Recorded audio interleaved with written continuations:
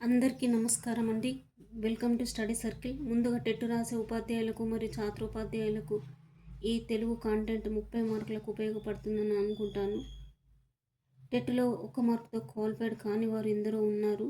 అహర్నిశలు కష్టపడినా కూడా ఫలితం లేకుండా పోతుందండి. టెట్లో 30 మార్కులను తెచ్చుకోవడానికి ఈ చిన్న ప్రయత్నం చేస్తున్నానండి. ఆల్ సబ్జెక్ట్ చేయమని కామెంట్ చేస్తున్నారు, కానీ ఈ సమయభావం వల్ల దయచేసి ఆల్ సబ్జెక్ట్ చేయలేకపోతున్నాను. ఓకే అండి. ఇది 7th క్లాస్ అండి. 7th క్లాస్లో ఫస్ట్ లెసన్ చదువు పాఠ్యభాగ రచయిత ఎవరంటే కొరవి గోపరాజు గారు. ఇతివృత్తం విద్య ఆవశ్యకత ప్రక్రియ కథ కావ్యం అండి. ఓకే అండి. పదజాల వినియోగం చూద్దాము. ఈ పదజాల వినియోగంలో ఈ క్రింది వాక్యంలో గీత గీసిన పదాలకు సరైన అర్థాలు రాయండి అని అన్నారు. మొదటి బిట్ ఏంటంటే పశువులు శృంగాలతో పొడుస్తాయి అని ఉంది కదా అండి. శృంగము అంటే కొమ్ములు. అయితే మనకి టెట్లో, డిఎస్సిలో, ఇతర పోటీ పరీక్షల్లో బహుళచక ప్రశ్నలు అడుగుతాడు. కానీ నేను ఎందుకు ఈ వాక్యం పూర్తిగా చదువుతున్నాను అంటే, ఇప్పుడు శృంగము అంటే కొంతమంది తెలియకపోవచ్చు. శృంగము అంటే కొమ్ములు. పశువులు శృంగాలతో పొడుస్తాయి అని మనం ఈజీగా కొంచెం అట్లా ఐడియాగా చదివినట్టయితే, ఆహా, కొమ్ములను శృంగాలంటారా అని అలా గుర్తుండిపోతుందండి. బట్టి విధానం కాకుండా ఈజీగా అర్థవంతంగా చదువుతున్నాం కాబట్టి మనకి ఈజీగా గుర్తుండిపోతుంది. చూడండి, పశువులు శృంగాలతో పొడుస్తాయి. శృంగము అంటే కొమ్మ అని అట్లా గుర్తుంటుంది. శృంగాలు అంటే కొమ్ములు. ఓకే అండి. అలా టైం వేస్ట్ అని అనుకోకండి, ఎందుకంటే మనకి ఈజీగా గుర్తుండిపోయే విధంగా బట్టి విధానం కాకుండా ఈజీగా చెప్తున్నానండి. ఓకే, ఇప్పుడు చదవచ్చు మనం. శృంగము, కొమ్ము, పత్రము, ముఖము అని ఇలా చదవచ్చు. కానీ కొన్ని హార్డ్ వర్డ్కి మనము ఇలా ఒక వాక్యం పూర్తిగా చదివితేనే అది ఈజీగా గుర్తుండిపోతుంది ఆ పదము అనేది. నెక్స్ట్ పెట్టండి. శ్రీకృష్ణుని వక్త్రము చిరునవ్వుతో శోభిస్తుంది. ఇక్కడ చూడండి, వక్త్రము అంటే కూడా మనము అది కొత్త విచిత్ర పదంలాగా అనిపిస్తుంది కదా, అంటే ముఖము అని అర్థమవుతుంది. శ్రీకృష్ణుని వక్తము చిరునవ్వుతో శోభిస్తుంది అంటే వక్తము అంటే మనకు మొత్తం వాక్య రూపకంగా ఇవ్వడు, కానీ ఇలా చదివితే ఈజీగా గుర్తుంటుందని చెప్తున్నాను. వక్తము అంటే వక్త్రము అంటే ముఖము, శృంగము అంటే శృంగాలు అంటే కొమ్ములు, తృణము తిని ఆవు పాలిస్తుంది. తృణము అంటే గడ్డి. ఉత్తమమైన పుత్రుడు తల్లిదండ్రులకు కీర్తి తెస్తాడు. పుత్రుడు అంటే కుమారుడు, ఆత్మజుడు. ఈ క్రింది పదాలను వ్యవస్థ రాయండి అన్నారు. మృదు భాషలు అంటే మంచి మాటలు. సారస్వతము అంటే సరస్వతి సంబంధమైన సారస్వతము. చదువును, జ్ఞానాన్ని, పాండిత్యాన్ని, సాహిత్యాన్ని సారస్వతము అంటారు. సౌజన్యభావం అంటే మంచితనం. సత్సాంగత్యం అంటే అందరితో కలిసిమెలిసి ఉండడం. నెక్స్ట్ పర్యాయపదాలు. ధర అంటే నేల, అవని, పృథ్వీ, భూమి, పుడమి, వసుధ. ఆత్మజుడు అంటే కొడుకు, కుమారుడు, పుత్రుడు, తనయుడు అవుతుంది. వనము అంటే అడవి, అరణ్యం, విపినం, తోట. శోకము అంటే దుఃఖం, బాధ, ఏడుపు. ఓకే అండి. ఇక్కడ భాష గురించి తెలుసుకుందామని ఇచ్చారు కదా. భాష భాగాల గురించి క్రింది తరగతుల్లో తెలుసుకున్నారు కదా. కింది పేరాన్ని చదవండి, అందులో భాష భాగాలను గుర్తించి పట్టుకునంటే ఇక్కడ మనకు ఒక పేరా ఇచ్చాడండి. ఈ పేరాలో నామవాచకము, సర్వనామం, విశేషణం, క్రియ, అవ్యయం ఈ పదాలను, ఈ పేరాలో ఉన్న పదాలను వెతికి ఇక్కడ రాయమన్నారండి. నామవాచకం అంటే పేర్లను తెలిపే పదాలు ఏమేమి ఉన్నాయో అన్నీ రాయాలి. సర్వనామం అంటే పేరుకు బదులుగా ఉపయోగించే పదాలు ఏమున్నాయో వెతికి రాయాలి. విశేషణము అంటే గుణాన్ని తెలిపే పదాలు ఏంటి, పచ్చని, శుభమైన, ఎర్రని, సుందరం, సౌందర్యము ఇలా. క్రియ అంటే పని తెలిపేది, చదువుతున్నది, వస్తున్నది, తింటున్నది, పోతున్నది, వర్ణిస్తున్నది, ఇలా క్రియాపదాలు. అవ్వేమో అంటే లింగవచన విభక్తులు లేదని అవేమో అంటారు. ఆహా, ఓహో, అబ్బో, ఆహా, కదా ఇలాంటి పదాలన్నీ పేరాలు వెతికి రాయాలి. ఓకే అండి. రెండో పాఠం అండి. 7th క్లాస్లో రెండో పాఠము ఏంటంటే నాయనమ్మ.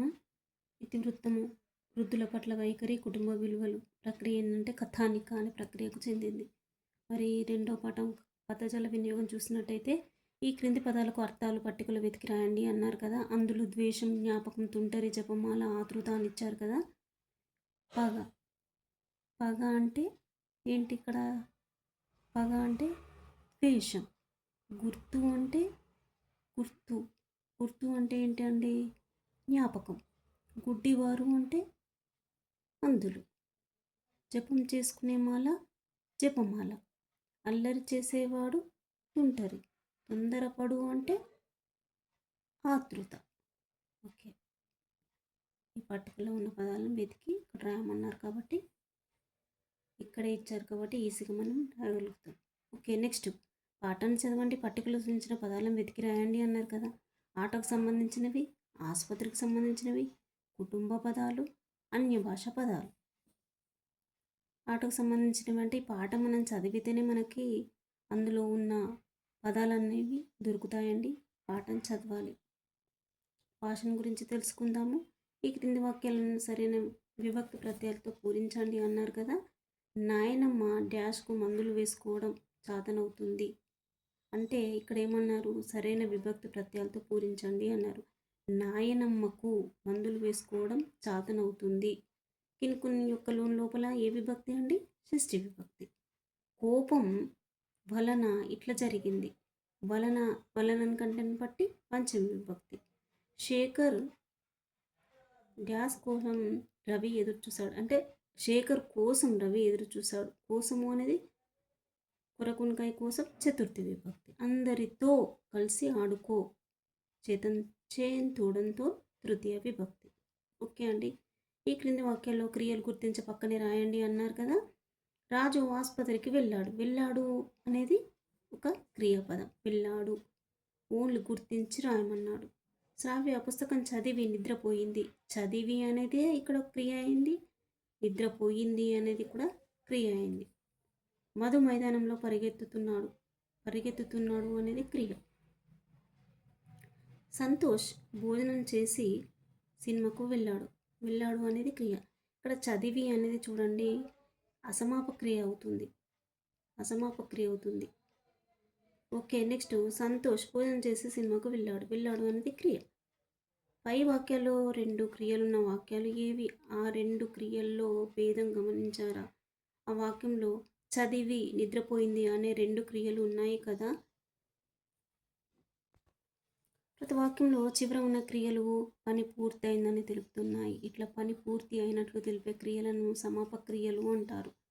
వాక్యం మధ్యలో ఉన్న క్రియలు పని పూర్తి కాలేదని తెలుపుతున్నాయి. పని పూర్తి కానట్లు తెలిపే క్రియలను అసమాప క్రియలు అంటారు. పని పూర్తి అయినట్లు తెలిపే క్రియలను సమాప క్రియలు అంటారు. పని పూర్తి కానట్లు తెలిపే పదాలను అసమాప క్రియలు అంటారు. ఇక్కడ చూడండి, ఈ క్రింది వాక్యాలు సమాపక అసమాప క్రియలు గుర్తించండి అన్నారు. ఇక్కడ ప్రశ్న చూసినట్టయితే చెంబుతో నీళ్లు ముంచుకొని తాగుతున్నది. వెరీ ఇంపార్టెంట్ అండి ఇది. చెంబుతో నీళ్లు ముంచుకొని తాగుతున్నది అంటే చూడండి, ఇక్కడ క్రింది వాక్యాల్లో సమాపక అసమాపక క్రియలు గుర్తించండి అన్నారు. చెంబుతో నీళ్లు ముంచుకొని తాగుతున్నది. అసమాపక క్రియ ఏంటిది? ముంచుకొని అంటే పని జరగలేదు. సమాపక క్రియ ఏంటిది? తాగుతున్నది. నెక్స్ట్, ఆటను ఆపివేసి నాయనమ్మ వద్దకు వెళ్ళిపోయాడు. అసమాపక క్రియ ఆపివేసి, సమాపక క్రియ వెళ్ళిపోయాడు. పరీక్ష చేసి కాలు విరిగిందని చెప్పాడు. అసమాపక క్రియ చేసి, సమాపక క్రియ చెప్పాడు. దగ్గరకు తీసుకొని కన్నీళ్లు తుడిచింది. అసమాపక క్రియ తీసుకొని, సమాపక క్రియ తుడిచింది. ఓకే, చూడండి ఇక్కడ ఇది 3వ పాఠం శతక సుధ. రచయితలు శతక కవులు. ఇతివృత్తం నైతిక విలువలు. ప్రక్రియ శతకానికి చెందిందండి. మరి పదజాల వినియోగం చూద్దాము. క్రింద ఇచ్చిన పదాల అర్థాలను జతపరచండి అన్నారు. నరుడు అంటే ఎవరు? మానవుడు. గేలి అంటే అపహాస్యం.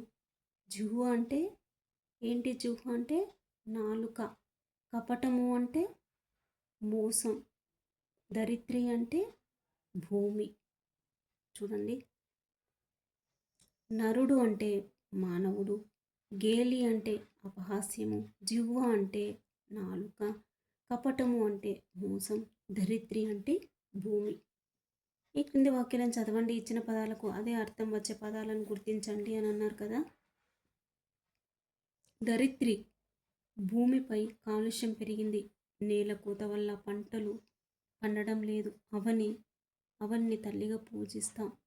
చూడండి, భూమి అన్న, నేల అన్న, అవని అన్న, దరిద్రి ఇవన్నీ ఒకే అర్థాన్ని ఇచ్చే పదాలు. తావి, చూడండి, తావి అంటే పువ్వుకు తావి వల్ల కీర్తి వస్తుంది. ఆ పరిమళం ఆగ్రహించాలని ఎవరికుండదు. అట్టి సువాసనలు ఎంతో సంతోషాన్ని ఇస్తాయి. తావి అంటే పరిమళము అవుతుంది, సువాసనలు అవుతాయి అండి. కింది వాక్యాల్లో నానార్థాలను గుర్తించండి అన్నారు. శ్రీ అంటే సాలెపురుగు తన గూడును అద్భుతంగా కడుతుంది. పాము కూరల్లో విషం ఉంటుంది. సంపద శాశ్వతం కాదు, బుద్ధిబలం అవసరం. చూడండి, శ్రీ అంటే సాలెపురుగు, విషం, సంపద, బుద్ధిబలం ఇవన్నీ అవుతాయండి. ధనము, గోపాలుడు విత్తము తీసుకుని అంగడికి వెళ్ళాడు. పాడి సంపదను పెంచడానికి ఆవుల మందను కొన్నాడు. ధనము అంటే విత్తము అవుతుంది, పాడి సంపద అవుతుంది, ఆవుల మంద అవుతుంది. ఓకే, చూడండి, క్రింది పేరాన్ని చదవండి, ఖాళీలో తగిన పదాలను గుర్తించండి, పదాలను రాయండి అన్నారు. నిజం, ఓర్పు, బాధ, చాడీలు, నీతి. ఈ పేర చదివి ఇక్కడ ఉన్న పదాలు ఎక్కడ ఏ వాక్యానికి సరిపోతాయో మనము రాయాలి. ఓకే అండి. నెక్స్ట్ బిట్టు భాష గురించి తెలుసుకుందాము. ఈ క్రింద వాక్యాల్లో భాష భాగాలను గుర్తించండి, పర్టికులర్ రాయండి అన్నారు.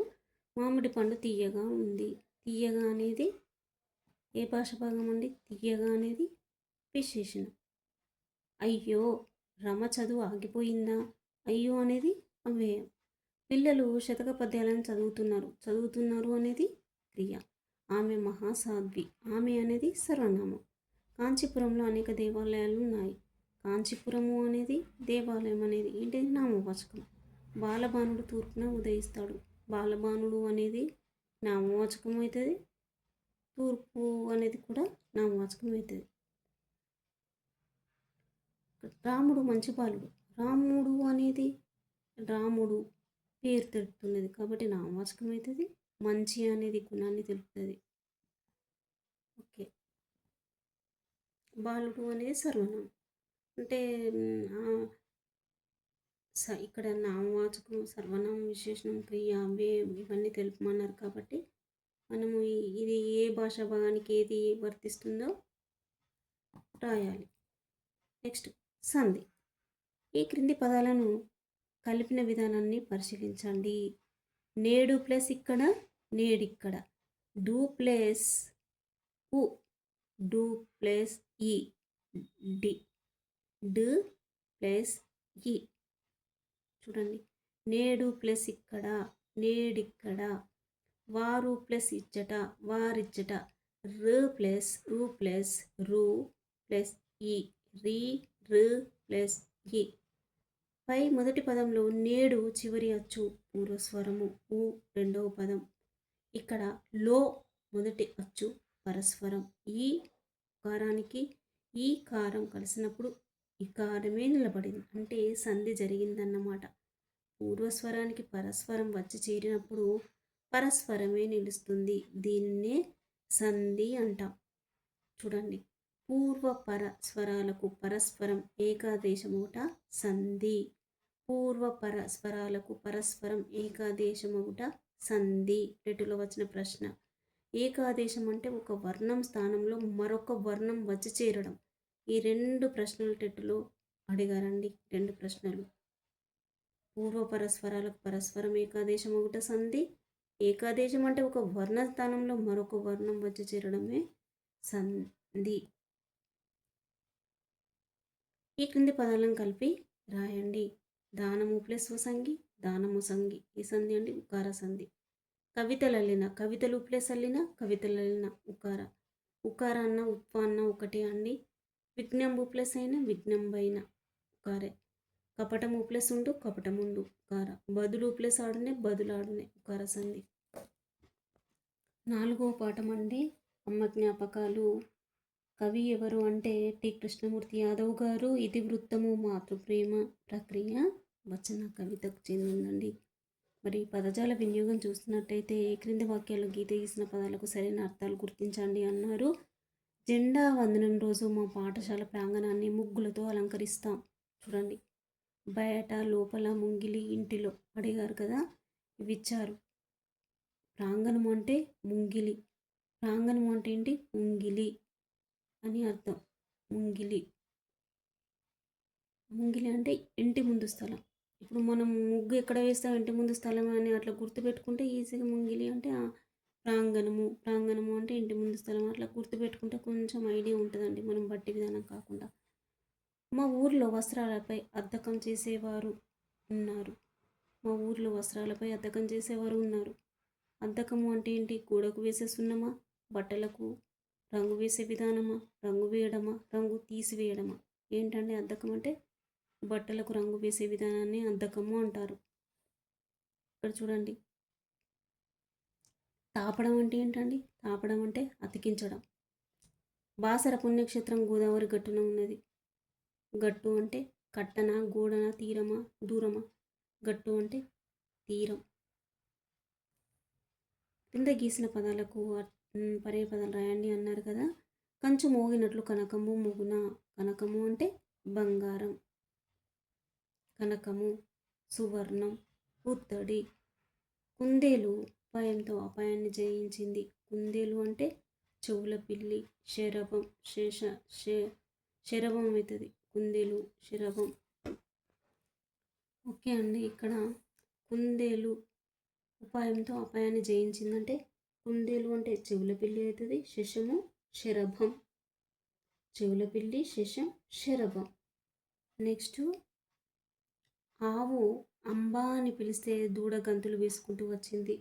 దూడ అంటే లేగ, క్రేపు, పెయ్య. దూడ అంటే ఏంటి? లేగ, క్రేపు, పెయ్య. ఓకే అండి, ఈ క్రింద గీత గీసిన ప్రకృతి పదాలకు వికృతి పదాలు, వికృతి పదాలకు ప్రకృతి పదాలు రాయండి అన్నారు. కుల్య అంటే కుల్యలో కాగితపు పడవలు వేసి పిల్లలు ఆడుకుంటున్నారు. కుల్య అంటే కాలువ. ఆకాశంలో పక్షులు స్వేచ్ఛగా ఎగురుతున్నాయి. ఆకాశము అంటే విహంగం. ఆకాశము, సారీ అండి, చూడండి ఇక్కడ ఆకాశంలో పక్షులు స్వేచ్ఛగా ఎగురుతున్నాయి అంటే ఆకాశము అంటే ఆకాశం అనేది ప్రకృతి అయితే ఆకాశము అనేది వికృతి. కుల్య అనేది వికృతి అయితే కాలువ అనేది ప్రకృతి. శ్రావ్య ముఖము ఎంతో అందంగా, ఆ శ్రావ్య మొగము ఎంతో అందంగా ఉన్నది అంటే మొగము అనేది వికృతి అయితే ముఖము అనేది ప్రకృతి. భాషను గురించి తెలుసుకుందామండి. ఈ క్రింది పదాలు విడదీయండి అన్నారు. అతడెక్కడ, అతడు ప్లస్ ఎక్కడ. బొమ్మనిచ్చాను, బొమ్మను ప్లస్ ఇచ్చాను. మనిషి అన్నవాడు, మనిషి ప్లస్ అన్నవాడు. ఈ క్రింది పదాలను కలపండి అన్నారు. మేన ప్లస్ అల్లుడు, మేనల్లుడు. పుట్టిన ప్లస్ ఇల్లు, పుట్టినిల్లు. ఏమి ప్లస్ అంటివి, ఏమంటివి. ఇక్కడ ఉత్పసంధి చూద్దామండి. ఈ క్రింది పదాలను గమనించండి. రాముడు ప్లస్ అతడు, రాముడతడు. ఊ ప్లస్ ఆ ఇస్ ఈక్వల్ టు ఆ. సోముడు ప్లస్ ఇతడు, సోముడితడు. ఊ ప్లస్ ఈ ఇస్ ఈక్వల్ టు ఈ. మనము ప్లస్ ఉంటిమి, మనము, మనముంటిమి. ఊ ప్లస్ ఊ ఇస్ ఈక్వల్ టు. అతడు ప్లస్ ఎక్కడ, అతడెక్కడ. ఊ ప్లస్ ఏ ఇస్ ఈక్వల్ టు ఏ. మొదటి పదంలోని చివరి అచ్చు ఊ రెండవ పదంలోని మొదటి అచ్చుతో కలిసినప్పుడు మొదటి పదంలోని అచ్చు ఊ లోపిస్తుంది, రెండో పదంలోని మొదటి అచ్చు అలాగే నిలిచి ఉంటుంది. అనగా ఉకారం మీద ఏదైనా అచ్చు వచ్చి చేరితే సంధి తప్పక జరుగుతుంది. దీన్నే ఉత్వసంధి లేదా ఉకార సంధి అంటారు. ఉకారాన్ని ఉత్తు అంటారు. ఉత్తునకు అచ్చపరమైతే సంధి తప్పకుండా జరుగుతుంది. చూడండి, ఇక్కడ మొదటి పదంలోని చివరి అచ్చు ఏమున్నది? ఊ ఉన్నది. రెండో పదంలోని మొదటి అచ్చు ఆ ఉన్నది కదా. ఈ ఊ అనేది ఆతో కలిసినప్పుడు ఏమవుతుంది? రాముడు, రాముడతడు అంటే ఊ అనేది లోపిస్తుంది. రెండో పదంలోని మొదటి అచ్చు అట్లాగే నిలిచి ఉంటుంది. అంటే ఊకారం మీద ఏదైనా అచ్చు వచ్చి చేరితే సంధి అనేది తప్పక జరుగుతుంది. దీన్నే ఉత్పసంధి అని అంటారు. ఉకారాన్ని ఉత్తు అంటారు. ఉత్తునకు అచ్చుపరమైతే సంధి తప్పకుండా జరుగుతుంది. కింది పదాలను కలిపి రాయండి అన్నారు. చెట్టు ప్లస్ ఎక్కి, చెట్టు ఎక్కి. వాడు ప్లస్ ఎక్కడ, వాడెక్కడ. ఎదురు ప్లస్ ఏకి, ఎదురేకి. కింది పదాలను విడదీయండి అన్నారు. నూకలు వేసుకుని, నూకలు ప్లస్ వేసుకుని. చూరెక్కి, చూరు ప్లస్ ఎక్కి. ఎట్లున్నది, ఎట్లు ప్లస్ ఉన్నది. నెక్స్ట్ ఫిఫ్త్ పాఠం అండి, పల్లె అందాలు. కవి ఎవరంటే ఆచి వెంకటాచార్యులు. ఇతివృత్తం గ్రామ సౌందర్య చిత్రణ. ప్రక్రియ ఏమో కావ్యానికి సంబంధించిందండి. మరి పల్లె అందాలు పదజాల వినియోగం చూద్దాము. క్రింది గీత గీసిన పదాలకు అదే అర్థాన్నిచ్చే పదాలు రాయండి అని అన్నారు. ఉదాహరణ ఇచ్చారు. సంపదతో గర్వపడకూడదు. ఇక్కడ సంపద అంటే కలిమి ధనము. సంపద అంటే ఏంటి? కలిమి ధనము. నెక్స్ట్ అండి, తటాకంలో రకరకాల చేపలు చూపిస్తాయి. తటాకము అంటే చెరువు, సరస్సు. పద్మాకరము అవుతుందండి. పుట్టినరోజున కొత్త అంబరాలు ధరిస్తాం. చూడండి, పుట్టినరోజున కొత్త అంబరాలు ధరిస్తాం. అంబరాలు అంటే వస్త్రాలు, దుస్తులు. అంబరము అంటే ఏంటి? వస్త్రం, దుస్తులు. మా పురంలో చక్కని బడి ఉన్నది. పురము అంటే పట్టణం, నగరం. పట్టణం, నగరం. క్రింద వాక్యంలో గీత గీసిన పదాలకు అర్థాలు రాయండి అన్నారు. సముద్రంలో కెరటాలు ఉవ్వెత్తున లేస్తున్నాయి. కెరటాలు అంటే అలలు. చెరువు నిండితే అలుగు పారుతుంది. అలుగు అంటే మత్తడి. కొట్టంలో పశువులు ఉంటాయి. కొట్టము అంటే పశువుల పాక. చపారం కూడా అవుతుందండి. కొట్టము అంటే పశువుల పాక, చపారం. చపారం అన్నా కూడా కొట్టమే. ఈ పాఠం ఆధారంగా క్రింది వాటికి కారణాలను పట్టికలో రాయండి అన్నారు. ఊరు పసుపు అద్దినట్లుండడానికి కారణము అన్నారు. ఎర్రని పారాని అద్దినట్లుండడానికి కారణం. కుంకుమ బొట్టు పెట్టినట్లుండడానికి కారణం. పండు ముత్తైదువుగా ఉండడానికి కారణం. ఊరు పసుపు అద్దినట్లు ఉండడానికి కారణం ఏంటి? ఆ ఊళ్ళో బంతి, చేమంతి పూలు చాలా ఉంటాయి కనుక. ఎర్రని పారాని అద్దినట్లు ఉండడం కారణం ఏంటంటే గోరింటాకు. కుంకుమ బొట్టు పెట్టినట్టు అంటే పట్టు కుచ్చుల్లా ఉంటాయట పువ్వులు ఆడ ఆ ఊరిలో, ఆ పల్లెలో పండు ముత్తైదుగా ఉండడానికి కారణం అంటే ఇవన్నీ ఉండడానికి గల కారణమే పండు ముత్తైదుగా. ఇవన్నీ కలిస్తేనే పండు ముత్తైదుగా ఉండడానికి గల కారణం అన్నమాట. ఓకే, ఇక్కడ భావన చిత్రం అంటే ఒక అంశానికి సంబంధించిన భావనల్ని వర్గీకరించుకోవడమే ఒక గ్రామానికి చెందిన భావన చిత్రం. గీయమన్నప్పుడు గ్రామంలోని ప్రత్యేకతలు, గ్రామంలోని కీలక ప్రదేశాలు, ప్రజల వృత్తులు తదితర అంశాలను పరిగణిస్తాం. ఇక్కడ కొన్ని పాఠంలో ఉన్న పదాలను వెతికి రాయాలి. ఆ గ్రామానికి, పల్లెకి సంబంధించిన అన్ని ఇందులో రాయాలి. కొన్ని ఉదాహరణలు ఇచ్చారు. మనం ఇంకా కొన్ని పాఠంలో వెతికి పాఠాన్ని చదివితే మనకి ఇవన్నీ వస్తాయి. పాఠం చదవకుండా ఇవి పూరించలేవు. పాఠం చదివి ఇవి రాయాలి. నెక్స్ట్ భాషను గురించి తెలుసుకుందామండి. ఎన్ని పదాలను కలిపి రాస్తే సంధిని గుర్తించండి అన్నారు. ఉదాహరణకు నీవు ప్లస్ ఎక్కడ, నీవెక్కడ, ఏ సంధి? ఉపసంధి. భీముడు ప్లస్ ఇతడు, భీముడితడు, ఉకార సంధి. ఉపసంధి అన్న ఉకార సంధి అన్న ఒకటే. అతడు ప్లస్ ఎక్కడ, అతడెక్కడ, ఉకార. ఇతడు ప్లస్ ఒక్కడు, ఇతడొక్కడు, ఉకార సంధి. ఆటలు ప్లస్ ఆడు, ఆటలాడు, ఉకార సంధి. కింది పదాలను కలిపి రాయండి అన్నారు. ఏమి ప్లస్ అది, ఏమది, ఇకార. ఈ ఏమి. ఎవరికి ప్లస్ ఎంత, ఎవరికెంత, ఉకార. మరి ప్లస్ ఇప్పుడు, మరెప్పుడు, ఇకార. అవి ప్లస్ ఏవి, అవి ఏవి, ఇకార. పై పదాలను విడదీసిన క్రమాన్ని, కలిపిన క్రమాన్ని గమనించండి. మొదటి పదం చివరి అచ్చు ఈ కారం, ఇత్తు. రెండవ పదాల మొదట్లో అన్ని అచ్చులే వచ్చినవి. ఈ విధంగా ఏమి మొదలైన పదాల ఇకారానికి ఇత్తునకు అచ్చుపరమైనప్పుడు సంధి జరుగుతుంది. కొన్ని చోట్ల ఇట్లా సంధి కార్యం జరగదు. ఆ పదాలను చూద్దాం ఏంటో మరి.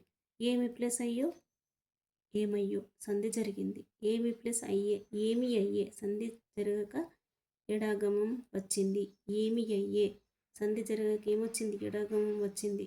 ఒకసారి సంధి అంటే నిత్యము జరిగి మరొకసారి సంధి జరగక నిషేధము అంటే పోవడాన్ని, సంధి జరగకపోవడాన్ని ఏమంటాము, నిషేధం. సంధి జరిగితే నిత్యము అంటాము. మరి వ్యాకరణ పరిభాషలు మాత్రము వికల్పము అంటాము, వైకల్పము అంటాము. సంధి జరగకపోతే వైకల్పము అంటాము. సంధి జరగకపోతే నిషేధము అంటాము. వ్యాకరణ పరిభాషలో మాత్రం వైకల్పము అంటాము. సంధి జరిగితే నిత్యము అంటాము. ఏవి మొదలైన పదాలకు అచ్చుపరమైతే సంధి వైకల్పికము. ఎమ్మ్యాదులయందు ఇత్తునకు అచ్చుపరమైతే సంధి వైకల్పికంగా వస్తుంది. చూడండి, ఎమ్మ్యాదులయందు ఇత్తునకు అచ్చుపరమైతే సంధి వైకల్పికంగా జరుగుతుంది. వెరీ వెరీ ఇంపార్టెంట్ అండి. చూడండి, ఇక్కడ ఈ క్రింది పదాలను విడదీసి సంధిపై రాయండి అన్నారు. ఉదాహరణ ఇచ్చారు. రావాలి ప్లస్ అని, రావాలని ఇత్వ సంధి. చెప్పాలంటే, చెప్పాలి ప్లస్ అంటే ఇత్వ.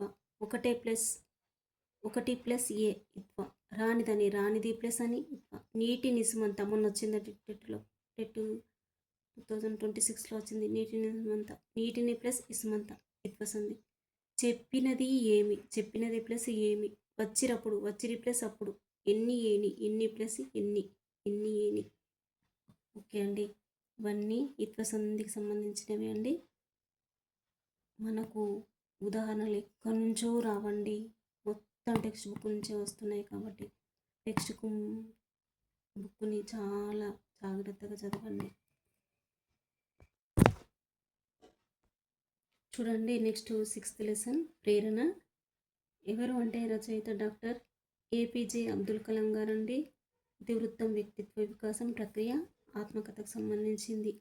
మరి ప్రేరణ యొక్క పదజాల వినియోగం చూద్దాము. ఈ క్రింద గీత గీసిన పదాలకు అర్థాలను రాయండి అన్నారు. ఔత్సాహికుడైన వ్యక్తి ఏ రంగంలోనైనా రాణిస్తాడు. ఔత్సాహికుడు అంటే ఉత్సాహవంతుడు. జిజ్ఞాసువు కొత్త విషయాలను తెలుసుకుంటాడు. జిజ్ఞాసు అంటే తెలుసుకోవాలనే కోరిక, తెలుసుకోవాలనే తపన. జిజ్ఞాస అంటే కోరిక. సుస్మితకు డాక్టరుగా ఎదగాలన్న ఆకాంక్ష. ఆకాంక్ష అంటే కోరిక.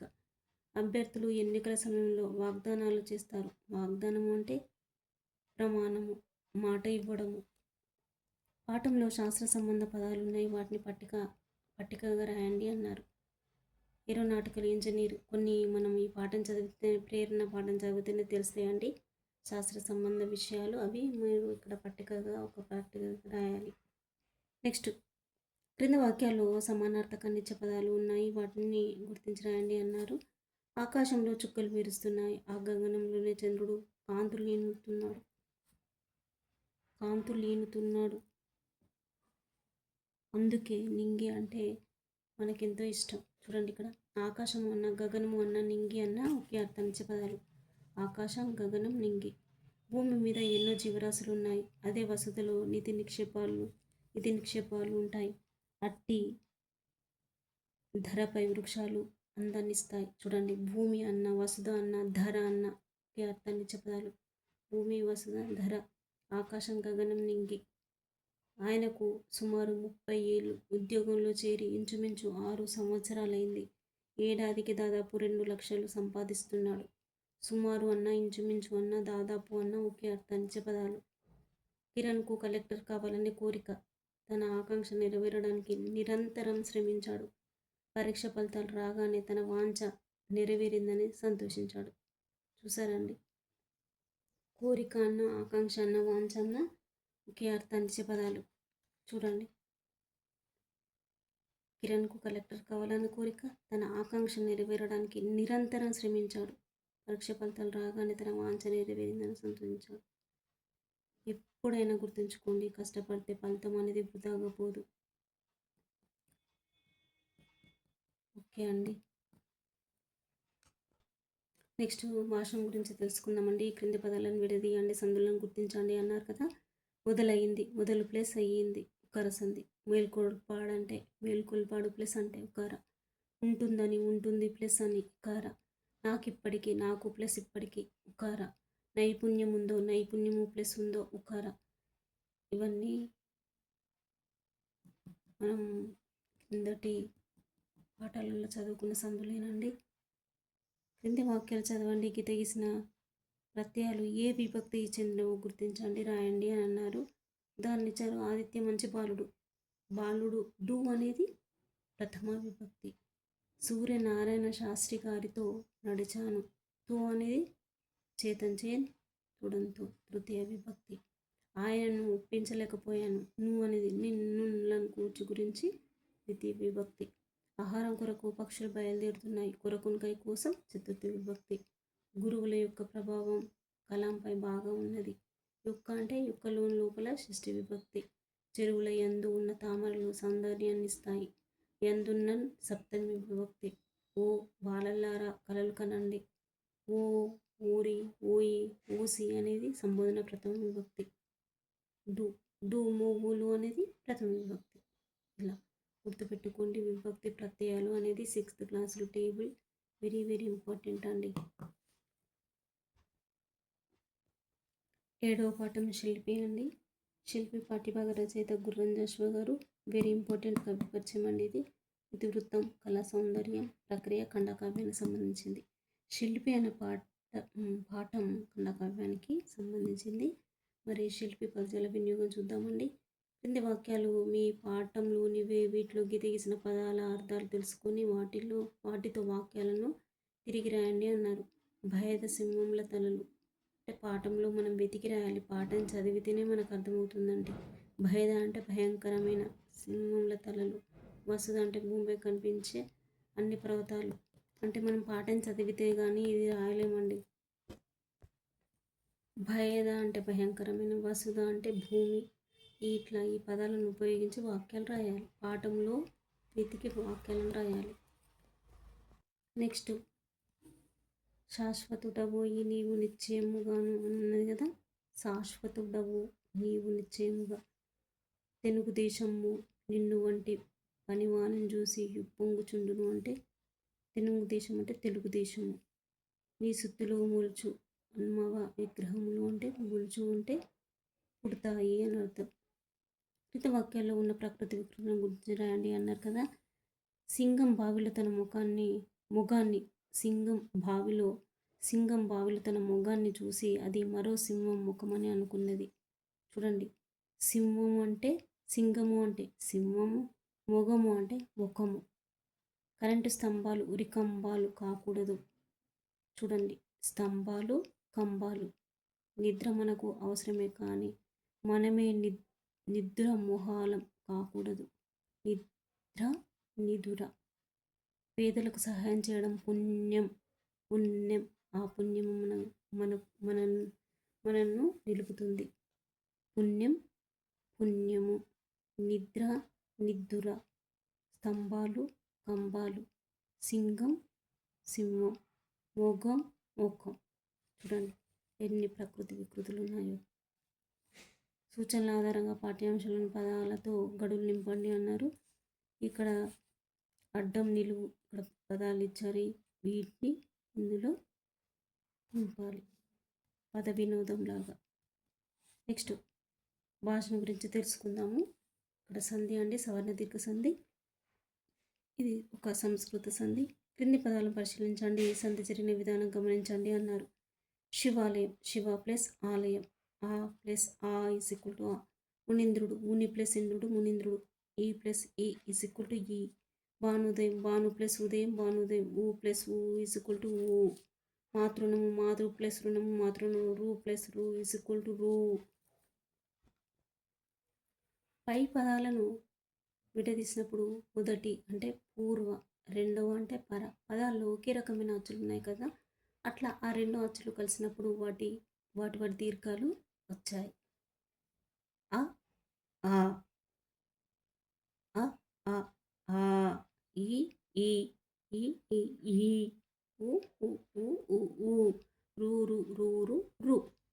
ఆ ఈ ఊ రూలకు అవే అచ్చులు అంటే సవర్ణాలు వచ్చి చేరినప్పుడు వాటి దీర్ఘం ఏమవుతుంది, ఏకాదేశంగా వస్తాయి. వాటి దీర్ఘాలన్నీ ఏకాదేశంగా వస్తాయి. దీన్నే సవర్ణ దీర్ఘ సంధి అంటారు.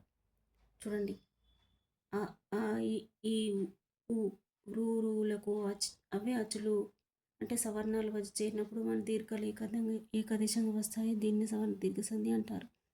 ఆ ఈ ఊరులకు సవర్ణాలు పరమైతే దీర్ఘం ఏకాదేశంగా వస్తుంది. ఏకాదేశం అంటే ఒక వర్ణం స్థానంలో మరొక వర్ణం వచ్చి చేరడం. ఒకే రకమైన అచ్చులను సవర్ణాలు అంటారు. చూడండి, ఇక్కడ సవర్ణాలు అంటే ఏంటి అని కూడా అడిగారండి.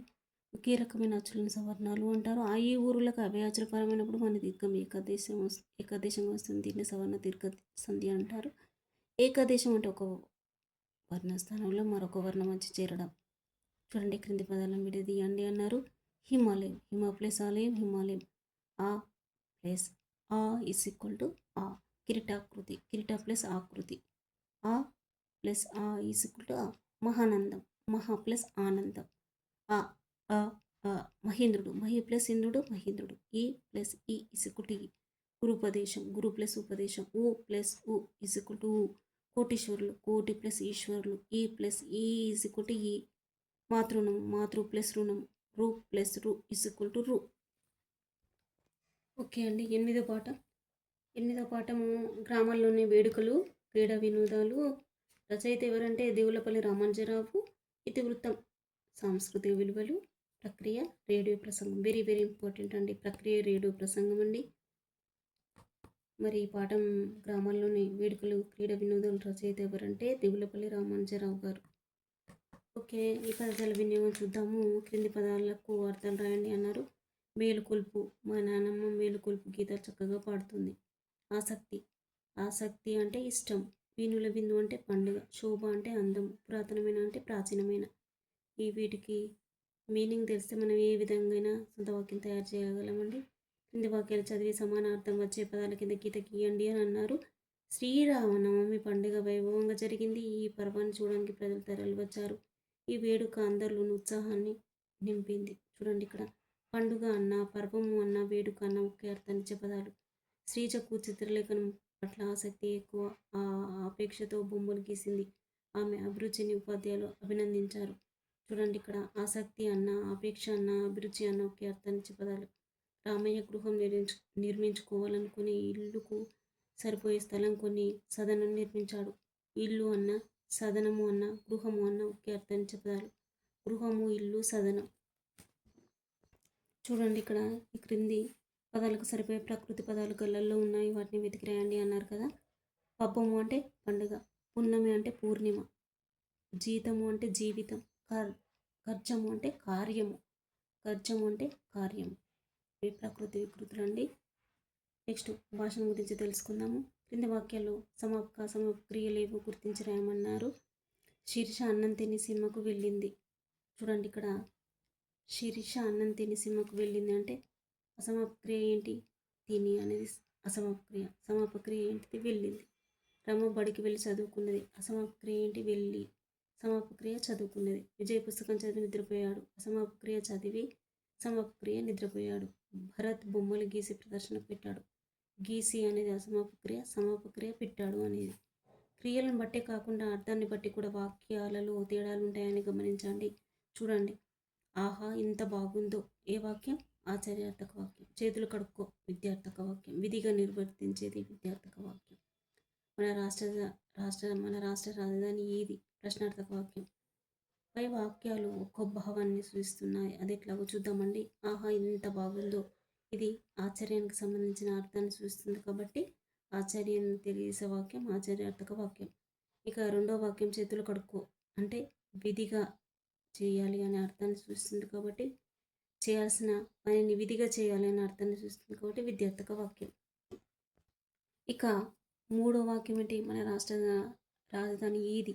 ఇది ప్రశ్నార్థకాన్ని సూచిస్తుంది. ప్రశ్నించే విధంగా ఉండే వాక్యం ప్రశ్నార్థక వాక్యం.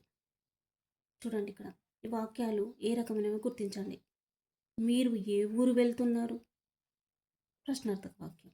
ఈ పాఠం చదువు విద్యార్థక వాక్యం.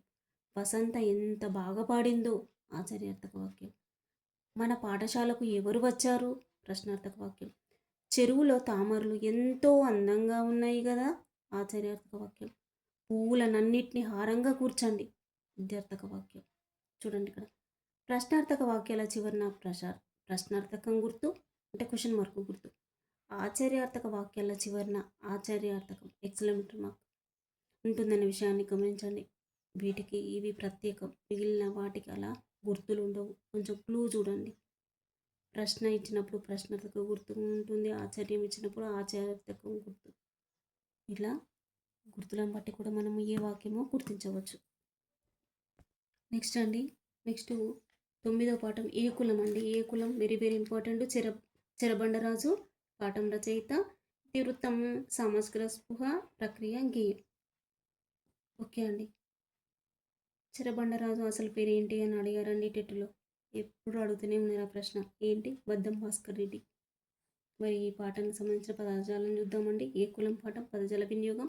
కింద ఇచ్చిన వాక్యాల్లో గిరిగిసిన పదాలకు అర్థాలు రాయండి అని అన్నారు. మా నాయనమ్మ ఆరోగ్యం క్షీణించిందంటే నశించింది.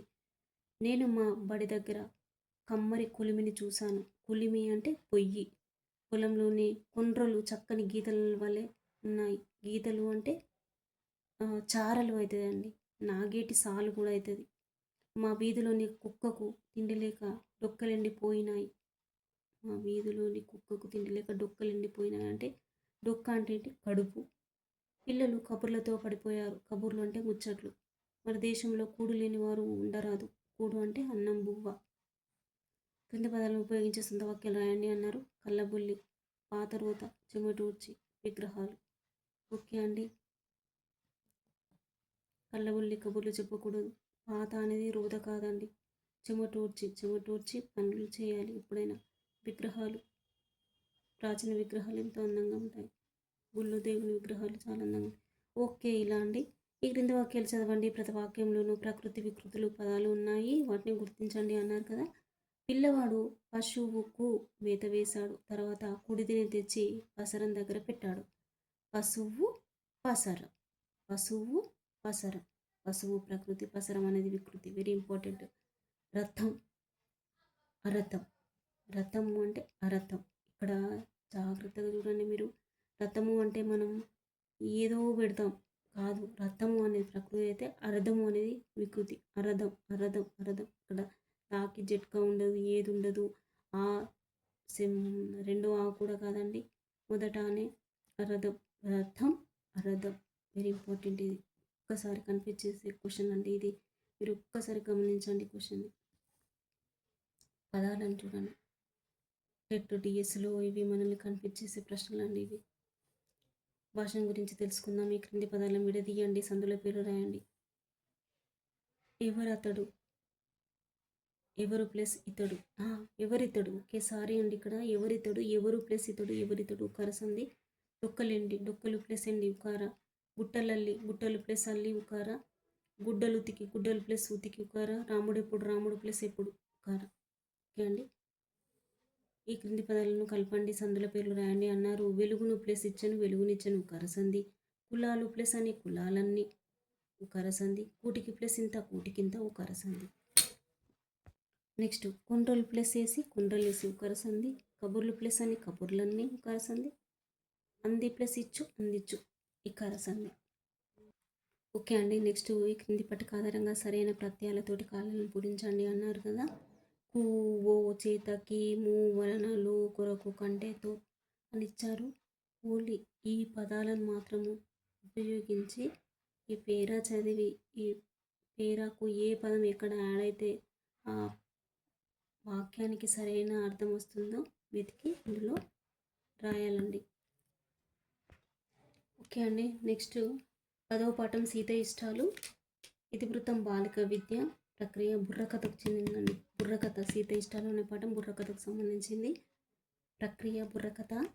మరి సీత ఇష్టాలు పదజాల వినియోగం చూద్దామండి. క్రింది వాక్యాలు చదవండి.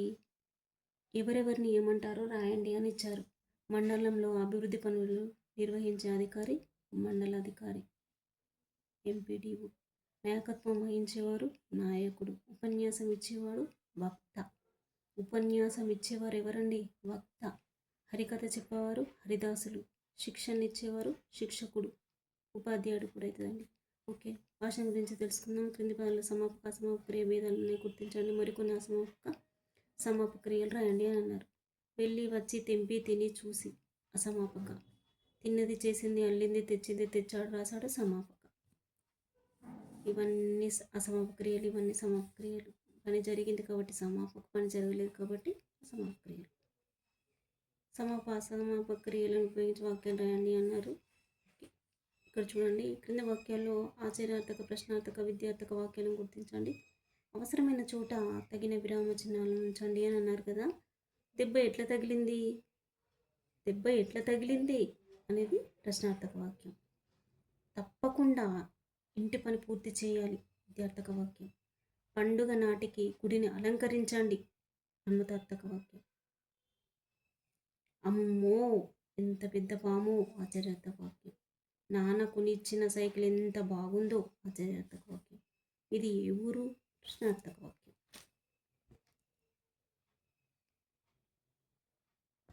నెక్స్ట్ అండి, స్త్రీలు పొంగిన జీవగడ్డ. రచయిత ఎవరు అంటే రాప్రోలు సుబ్బారావు గారు. వెరీ ఇంపార్టెంట్ అండి. ఇతివృత్తం దేశభక్తి ప్రక్రియ గేయం. స్త్రీలు పొంగిన జీవగడ్డ పదజాలం చూద్దామండి. కింది వాక్యాలు చదవండి, గీత గీసిన పదాల అర్థాలు రాయండి అన్నారు. ఋషులు మునులు విపినాలలో తపస్సు చేస్తూ ఉంటారు. విపినము అంటే అడవి. చూసారా, విపినము అంటే అడవి. విపినము అంటే మనం ఈజీగా చదువుతాం విపినము అడవి అని. కాకపోతే ఋషులు మునులు విపినాలలో తపస్సు చేస్తూ ఉంటారు అంటే విపినము అంటే అడవియా అని అలా గుర్తుకొస్తుంది. ఓకే అండి, విపినము అంటే అడవి. మనం అందరం భూతలం మీద నివసిస్తున్నాం. భూతలము అంటే భూమి. ఉగాది పచ్చడి 6 రుచుల మేళవింపు. మేళవింపు అంటే కలయిక. తేనెటీగలు మధువును ఇస్తాయి. మధువు అంటే తేనె. అది క్రింది వాక్యంలో గీత గీసిన పదాలకు సమానార్థాన్ని ఇచ్చే పదాలను కేఎం నుంచి తీసురాయండి అన్నారు. చూడండి, అధిక సంపదలు కలిగిన వారి కంటే గుణవంతులే గొప్ప. సంపద అంటే శ్రీ. మన దేశం చాలా సంవత్సరాలు బ్రిటిష్ వారి కింద బానిసతనంలో మునిగిపోయింది. చూడండి, బానిసతనము అంటే దాస్యము. మంచివారిని గొప్పవారిని గౌరవించాలి. గొప్పవారు అంటే వీరులు, వీరపురుషులు. వేసవికాలం ఎండ వేడిగా ఉంటుంది. వేడి అంటే కాక. కింద వాక్యాల్లో ఒకే అర్థాన్ని ఇచ్చే పదాలు ఉన్నాయి, వాటిని గుర్తించండి రాయండి అన్నారు. విపినాల్లో క్రూరము జంతువులు ఉంటాయి. ఆ అరణ్యాల్లోనే మునులు నివసిస్తారు. విపినము అన్న అరణ్యము అన్న ఒకటే. ఈ ధరణిలో ఎందరో వీరులు జన్మించారు. ఈ నేల మీద పుట్టిన ప్రతివారు పౌరుషవంతులే. ధరణి అన్న నేల అన్న ఒకే అర్థాన్నిచ్చే పదాలు. గొప్పవారి సేవలు చిరస్థాయిగా ఉంటాయి. అందుకోసం ఎవరిని ఎల్లప్పుడూ గుర్తించాలి. అందుకోసం వారిని ఎల్లప్పుడూ గుర్తించాలి. గొప్పవారి సేవలు చిరస్థాయిగా ఉంటాయి. అందుకోసం వారిని ఎల్లప్పుడూ గుర్తించాలి. చిరస్థాయి, ఎల్లప్పుడూ. చూడండి, ఇక్కడ భాషను గురించి తెలుసుకుందాం. క్రింది వాక్యాలు చదవండి, అవి ఏ రకమైన వాక్యాలు గుర్తించండి అన్నారు. ఉదాహరణ ఇచ్చారు. ఈ శిల్పం ఎంత అందంగా ఉందో. ఏ వాక్యం? ఆశ్చర్యార్థక వాక్యం. చూడండి, ఈ శిల్పం ఎంత అందంగా ఉందంటే ఆశ్చర్యార్థక వాక్యం. పనిని త్వరగా పూర్తి చేయాలి, విద్యార్థక వాక్యం. చుట్టాలు ఎప్పుడు వస్తారు? ప్రశ్నార్థక వాక్యం. నెక్స్ట్, ఈ పుస్తకం విల ఎంత? ప్రశ్నార్థక వాక్యం. పాఠం అందరు చదువుకొని రండి, విద్యార్థక వాక్యం. మీరు నా నుండి తెలుసుకోండి, విద్యార్థక వాక్యం. కింది వాక్యాలను చూద్దాము. వారు చదువుకోవాలని నేను వేడుకుంటున్నాను. మిమ్మల్ని నేను ప్రార్థిస్తున్నాను. దయచేసి మీరు రావాలి. ఈ 3 వాక్యాలు ఒకరిని మరొకరు ప్రార్థిస్తున్నట్లు ఉన్నది. ఇట్లా ప్రార్థిస్తున్నట్లుగా ఉండే వాక్యం ప్రార్థనార్థక వాక్యం. నేను ఉన్నత చదువులు చదవగలను, నడిచి వెళ్ళగలను, భయం లేకుండా మాట్లాడగలను. చూడండి, ఈ వాక్యాలు ఒకరి సామర్థ్యాన్ని తెలిపే భావాన్ని కలిగి ఉన్నట్లు కనబడుతున్నాయి. సామర్థ్యాన్ని తెలియజెప్పే భావం ఉన్న వాక్యం సామర్థ్యార్థక వాక్యం. చూడండి, ఇక్కడ ప్రార్థిస్తున్నట్లు ఉన్నాయి కాబట్టి ప్రార్థనార్థక వాక్యాలు. ఇక్కడ సామర్థ్యాన్ని తెలిపేటట్లు ఉన్నాయి కాబట్టి సామర్థ్యార్థక వాక్యాలు. మరి ఇక్కడ చూద్దాం. అతడు వస్తాడో రాడో. ఇది టెట్లో వచ్చిన ప్రశ్న అండి. 2025లో వచ్చిన ప్రశ్న ఇది. రేపు వర్షం పడవచ్చు. ఈరోజు ఎండ కాస్తుందో లేదో. ఈ 3 వాక్యాల్లో పని జరుగుతుందో లేదో అనే సందేహం వ్యక్తం అవుతుంది. పని జరుగుతుందో లేదో అనే సందేహం కలిగేటట్లు ఉన్న వాక్యం సందేహార్థక వాక్యం. లోపలికి రావచ్చు, కొద్దిసేపు టీవీ చూడవచ్చు, మీరు వెళ్ళవచ్చు. వాక్యాలు అనుమతినిస్తున్నట్లు ఉన్నాయి అంటే ఇవి అనుమతార్థక వాక్యాలు. ఏదైనా ఒక పని చేయడానికి అనుమతిని ఇచ్చే అర్థాన్ని సూచించే వాక్యం అనుమతార్థక వాక్యం. చూడండి, ఇతరులను ఎగతాళి చేయవద్దు, నీటిని వృధా చేయవద్దు, ఎక్కువసేపు నిద్రపోవద్దు. ఈ వాక్యాలు ఆయా పనులను చేయవద్దని తెలుపుతున్నాయి కాబట్టి, నిషేధిస్తున్నాయి కాబట్టి నిషేధార్థక వాక్యాలు. ఒక పనిని చేయవద్దని నిషేధించే అర్థాన్ని సూచించే వాక్యాలే నిషేధార్థక వాక్యాలు. చూడండి, ప్రార్థిస్తున్నాయి కాబట్టి ప్రార్థనార్థక వాక్యాలు. ఇక్కడ సామర్థ్యాన్ని తెలుపుతున్నాయి కాబట్టి సామర్థ్యార్థక వాక్యాలు. ఇక్కడ సందేహాన్ని వ్యక్తపరుస్తున్నాయి కాబట్టి సందేహార్థక వాక్యాలు. ఇక్కడ ఒక పనిని చేయడానికి అనుమతిస్తున్నాయి కాబట్టి అనుమతార్థక వాక్యాలు. ఒక పని చేయవద్దు, ఒక పనిని చేయవద్దని అంటే నిషేధిస్తున్నాయి కాబట్టి నిషేధార్థక వాక్యాలు. ఓకే, మనకి వాక్యం చదవగానే ఇది ఏంటో అనేది ఈజీగా తెలిసిపోతుందండి. చూడండి,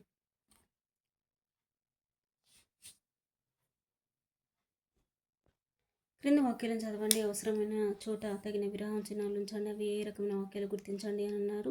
అట్లా అనుకోకండి. ప్రార్థనార్థక వాక్యం. నేను చెప్పింది విన్నారో లేదో, సందేహార్థక వాక్యం. ఈ సంవత్సరం వర్షాలు పడతాయో లేదో, సందేహార్థక వాక్యం. మీరు ఎప్పుడైనా రావచ్చు, అనుమతార్థక వాక్యం. అనుమతి లేకుండా లోపలికి రావద్దు, నిషేధార్థక వాక్యం. మీరు భోజనానికి వెళ్ళవచ్చు, అనుమతార్థక వాక్యం. అబ్బా, ఇంత వర్షం కురిసింది, ఆశ్చర్యార్థక వాక్యం. మనసు పెట్టి వినండి, విద్యార్థక వాక్యం. ఓకే అండి, ఇవి జాగ్రత్తగా చూసుకోండి. ఓకే అండి. నెక్స్ట్ సెవెంత్ క్లాస్‌లోని చివరి పాఠం 12వ పాఠం రాణి శంకరమ్మ. ఇతివృత్తం చారిత్రక వీరగాథ అండి. ప్రక్రియ గేయ కథ. ఓకే అండి. రాణి శంకరమ్మ పదజాల వినియోగం చూసినట్టయితే గీత గీసిన పదాలకు అర్థాలు రాసి వాటితో సొంత వాక్యాలు రాయండి అన్నారు. నిర్మల్ కొయ్య బొమ్మల తయారీకి ప్రసిద్ధి అని అన్నారు. ప్రసిద్ధి అంటే పేరు పొందింది, పేరుగాంచింది. బాగా చదువుకుని స్వప్నం నెరవేర్చుకోవాలి. స్వప్నం అంటే కళ. మహాభారత సమరంలో ధర్మం గెలిచింది. సమరము అంటే యుద్ధం. అపాయకర సంఘటనలు ఎదురైనప్పుడు శౌర్యం చూపాలి. శౌర్యం అంటే ధైర్యం, శూరత్వం. సూర్యుని దీప్తి లేకపోతే లోకమంతా చీకటిమయం. దీప్తి అంటే కాంతి. కింది పదాలను వివరించండి అని అన్నారు. సాహితీ జ్యోతులు అంటే సాహిత్యానికి చెందిన విషయాల్లో నైపుణ్యం కలిగిన వారిని సాహితీ జ్యోతులు అంటారు. మరి శౌర్య చంద్రికలు అంటే పౌరుషాన్ని, ప్రతిష్టలను చెప్పేటప్పుడు ఈ పదాలను ఉపయోగిస్తారు. శౌర్య చంద్రికలు అని. అపరంజి బొమ్మ అంటే అందంగా చెక్కిన విగ్రహాలను అపరంజి బొమ్మగా వివరిస్తాము. అందంగా చెక్కిన విగ్రహాలను అపరంజి బొమ్మగా అనే పదంలో ఉపయోగిస్తాము. అజరామం అంటే ఎప్పటికీ గుర్తుంచుకునే వాటిని వివరించేటప్పుడు అజరామం అజరా మరం అని వాడతాం. ఇప్పటికీ గుర్తుంచుకునే వాటిని వివరించేటప్పుడు అజరా మరం అజరామరం అని ఈ పదాన్ని ఉపయోగిస్తామండి. అజరామరం అంటే మరణం లేనిది అని. ఓకే అండి. భాష గురించి తెలుసుకుందాము. కింది పదాలను విడదీయండి, సంధిని గుర్తించి సంధిపై రాయండి అన్నారు. రంగనాథ ఆలయం, రంగనాథ ప్లస్ ఆలయం. ఏ సంధి? సవర్ణ దీర్ఘ సంధి. అమృతాన్నం, అమృత ప్లస్ అన్నము అమృతాన్నం సవర్ణ దీర్ఘ సంధి. అజరా మరం, అజరా ప్లస్ ఆమరం సవర్ణ దీర్ఘ సంధి. కవీంద్రుడు, కవి ప్లస్ ఇంద్రుడు కవీంద్రుడు సవర్ణ దీర్ఘ సంధి. క్రింది పదాలకు విగ్రహ వాక్యాలు రాసి సమాసాల పేర్లు రాయండి అని అన్నారు. చదువు సంధ్యలు, చదువుయును సంధ్యయును ద్వంద్వ సమాసం. పాము ముంగిసలు, పాముయును ముంగిసయును ద్వంద్వ సమాసము. ఎండవానలు, ఎండయును వానయును ద్వంద్వ సమాసం. కొండ కోనలు, కొండయును కోనయును ద్వంద్వ సమాసం. మంత్రతంత్రాలు, మంత్రమును తంత్రమును ద్వంద్వ సమాసం. తల్లిదండ్రులు, తల్లియును తండ్రియును ద్వంద్వ సమాసం. రామకృష్ణుడు, రాముడును కృష్ణుడును ద్వంద్వ సమాసం. కూరగాయలు, కూరయును కాయును ద్వంద్వ సమాసం. ఇక్కడ మనం కామ పెట్టవచ్చు, మరియు అని కూడా రాయొచ్చండి. ఓకే. ద్వంద్వ అంటే రెండు పదాలు కలిసిన దాన్ని ద్వంద్వ అంటారు. ద్విగు అంటే సంఖ్య. గుర్తుపెట్టుకోండి. ద్వంద్వ అంటే రెండు పదాలు వస్తాయి. ద్విగు అంటే సంఖ్యను తెలిపే పదాలు అని గుర్తుపెట్టుకోండి. కింది పదాలను పరిశీలించండి. నవరసాలు, చతుర్వేదములు, షట్చక్రవర్తులు 2026లో ఆడిన ప్రశ్న అండి. పంచపాండవులు, దిశలు. ఓకే. చూడండి, ఇక్కడ నవ అనే సంఖ్య తెలుపుతుంది. చతుర్వేదాలు అంటే 4 వేదాల సంఖ్య తెలుపుతుంది. షట్చక్రవర్తులు అంటే 6 చక్రవర్తులు అనే సంఖ్య తెలుపుతుంది. పంచపాండవులు అంటే పంచ సంఖ్య తెలుపుతుంది. దశ అంటే 10 అనే సంఖ్య తెలుపుతుంది. ఇవన్నీ ద్విగు సమాసానికి సంబంధించినవి. ఓకే. ఈ క్రింది పదాల్లో మొదటి పూర్వపదం సంఖ్యావాచకంగా ఉండి రెండవ పదం పదము నామవాచకంగా ఉంది. వీటికి విగ్రహ వాక్యాలు ఇట్లా ఉన్నాయి. చూడండి. నవ రసాలు, 9 సంఖ్య గల రసాలు. చతుర్వేదములు, 4 సంఖ్య గల వేదములు. షట్చక్రవర్తులు, 6 సంఖ్య గల చక్రవర్తులు. పంచపాండవులు, 5 సంఖ్య గల పాండవులు. దిశలు, 10 సంఖ్య గల దిక్కులు. 8 బొమ్మలు, 8 సంఖ్య గల బొమ్మలు. మొదటి పూర్వపదం సంఖ్య అయితే తర్వాత పరపదం ఆ సంఖ్య నుంచి నామవాచకం అయి ఉంటుంది. పూర్వపదం సంఖ్యావాచకం అయితే అది ద్విగు సమాసం. చూడండి, పూర్వ పదము సంఖ్యావాచకం అయితే అది సమాసం అవుతుంది, ద్విగు సమాసం అవుతుంది. ద్విగు అంటే సంఖ్య తెలిపేదాన్ని గుర్తుపెట్టుకోండి. నెక్స్ట్, ఈ క్రింది సమాస పదాలకు విగ్రహ వాక్యాలు రాసి సమాసాల పేర్లు రాయండి అన్నారు. ఉదాహరణ ఇచ్చారు. 100 సంవత్సరాలు, 100 సంఖ్య గల సంవత్సరాలు ద్విగు సమాసం. ముక్కు చెవులు, ముఖ్యును చెవును ద్వంద్వ సమాసం. చూడండి, ఇక్కడ 100 సంవత్సరాలు, 100 సంఖ్య గల సంవత్సరాలు ద్విగు సమాసం. సంఖ్య అని తెలిపినప్పుడు ద్విగు అని గుర్తుపెట్టుకోండి. ముక్కు చెవులు, ముఖ్యును చెవును ద్వంద్వ సమాసం. 7 ఏళ్ళు, 7 సంఖ్య గల ఏళ్ళు ద్విగు సమాసం. 6000 గుర్రాలు, 6000 సంఖ్య గలది 6000 సంఖ్య గల గుర్రాలు ద్విగు సమాసం. శౌర్య ధైర్యాలు, శౌర్యమును ధైర్యము ద్వంద్వ సమాసం. ఓకే అండి. ఇక్కడితోటి 7వ తరగతిలోని పదజాల వినియోగం భాషాంశాలు కంప్లీట్ అయ్యాయండి. ఓకే అండి. ఈ వీడియో చూసిన వారు లైక్, షేర్, సబ్స్క్రైబ్ చేయండి. ఓకే అండి. టెట్ రాసేవారు, క్వాలిఫైడ్ కానివారు ఇంకా ఎక్కువ మార్కులు తెచ్చుకోవాలని ఆశిస్తున్నానండి. టెట్ క్వాలిఫైడ్ కాని వారు క్వాలిఫైడ్ కావాలి, ప్లస్ టెట్ క్వాలిఫైడ్ అయిన వారు ఇంకా ఎక్కువ మార్కులు తెచ్చుకోవాలని ఆశిస్తున్నానండి. ఈ వీడియో చూస్తున్న వారు మాత్రం లైక్, షేర్, సబ్స్క్రైబ్ చేయండి.